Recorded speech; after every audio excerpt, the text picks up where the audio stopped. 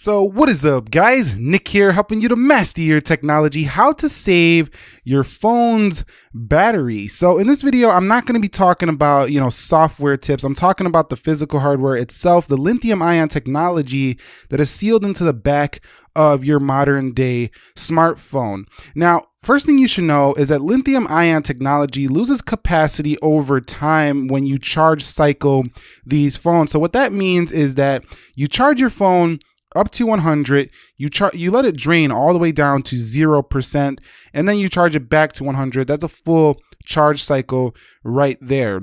You also will decrease the battery life of your device if you do have these phones in elevated temperatures, are really too cold of a temperature. So typically when you're over like 95 degrees, over 100 degrees, if it's just beating in the sun, this can hurt the battery life of your device, and also the coldest temperature. So, if you're in sub-zero temperatures and you leave your phone outdoors, this can really eat away at the lithium ion technology that's sealed into the battery. Luckily, most of us are not in these extreme of conditions, and if we are, we quickly get back to room temperature. So most smartphones are going to offer up about 300 to 500 charge cycles. So what that means is the charge cycle I just explained to you, how you can drop it from 100 to 0 and then charge it all the way back. You can do that about 500 times before your battery will drop down to about 80 or so percent capacity. So what that means is that theoretically, you could basically drop this from 100 to 0 for a full entire year,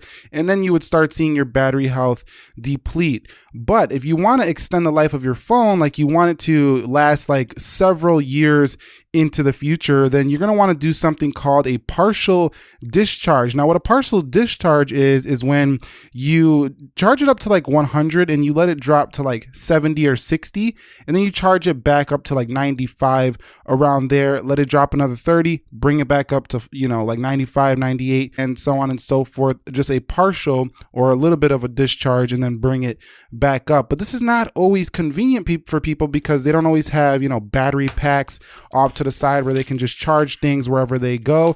And they also don't always have access to a wall outlet. So some of these other things that I'm going to mention could also be beneficial for you to know. Pay attention to the capacity size of your battery when you're buying a smartphone. The big news this year is the Samsung Galaxy Note 8 with a 3300 milliamp hour battery has been upgraded to a 4000 milliamp cell for the Note 9, bringing a substantially better battery life. When you have a phone with less mAh, it usually has less life in it because it just doesn't have physically a larger battery. So smaller batteries will wear out faster over time, such as an iPhone 7 here that has a much smaller battery than, say, a Galaxy S8 or a Galaxy Note 8, or even its bigger brother, the iPhone 7 Plus. So when you're buying a phone, this is one spec to pay attention to if you think you're going to be keeping your phone past that 2-year mark. Now, I was speaking about a partial discharge. If you're not able to get to a charger or have a battery pack when you're doing partial discharges, what you can do is at least pay attention to one factor. If you can make your phone last most of the day and not get too much below 40%, you actually will not hurt the battery that much either. So I would say try to get to a charger before it dips below 40%.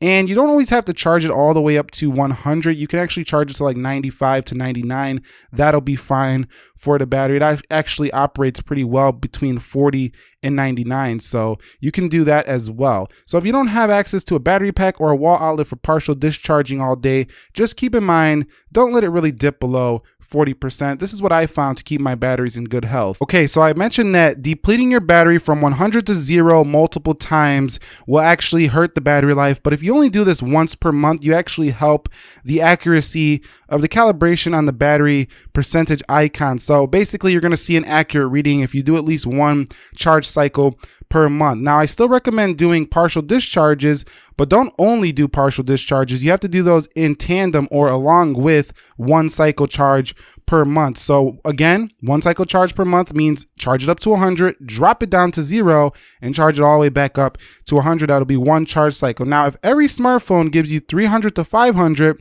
if we do some simple math, you're going to do 12 charge cycles per year.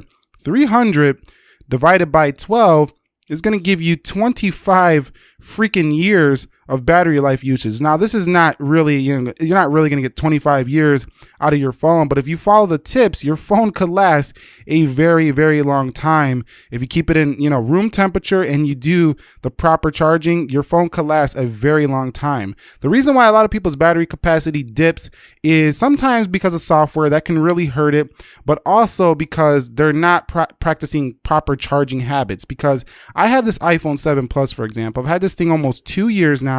I've used this thing heavily, and if we go into my battery settings, I've been really paying attention to how I charge it. You can see my battery health is still at a whopping 98% capacity, and I've had this thing almost 2 years. So when you do practice good battery maintenance techniques like some of the ones I'm sharing with you here, you will extend the life of your battery significantly. Okay, so lastly, there's a big question a lot of people ask. Can I charge my smartphone overnight and just go to sleep? Is it going to be all good? And the answer to that is yes and no. Yes, as in it's not going to harm the phone because, the voltage actually cuts off on these batteries once it hits 100. So it's barely feeding any power to the phone. It's not going to, blow up while you're sleeping. It's not going to go ahead and start a fire, nothing like that. It's not dangerous. But what it is going to do is lower the battery capacity over time, because the more a phone is actually on a charger, the more you're degrading the battery life. And if you think about how many hours you sleep through the night, that's a lot of time a phone's going to be on a charger. And it does something known as trickle charging. So what trickle charging is basically when you hit 100%, it tries to keep you at 100%. But if you didn't have your phone on charge overnight, you definitely would dip down a little bit in the percentage. So it's constantly just providing a little bit of juice to keep you at 100%. So that definitely degrades your battery capacity over time. So I think the best thing to do is basically try to charge it, in the morning if you can. Wake up a little earlier and just charge your phone and then take it off. But that's not always ideal, so I don't think it's a big thing to worry about. You could definitely charge it overnight, but it will degrade your capacity if you do this all the time. And last up, I want to mention some little thing. If you charge an iPhone, for example, with this small brick, it definitely takes longer to charge, so consider charging with an iPad charger or a bigger charger if you want faster charging speeds. The new iPhone should be including that. And for Samsung, they usually include an adaptive fast charger, so try to use the included charger that comes from the manufacturer, OEM chargers. If you buy some third-party cheap chargers, they might actually hurt your battery. I found that to actually hurt my smartphones in the past. So use official chargers from the manufacturers themselves. And that's it. In conclusion, most phones that you buy brand new can easily go 2 years no matter how bad your habits are with charging these smartphones. So you don't really have to worry about it if you're only going to be upgrading every 2 years. But a lot of these things that I mentioned in this video, this knowledge I'm sharing with you, will apply to people who are keeping their phones for the extended long term, more than 3 years.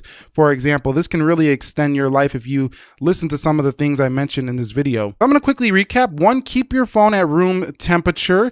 At number 2, do not deplete the phone to 0 often, just once per month.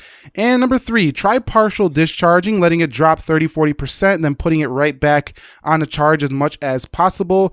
Just get a phone with a physical battery that's just larger than every other phone that you see. That can help you extend the life as well. And don't charge overnight all the time, for the entire life of your phone, unless you're only keeping it for 2 years. It won't really matter.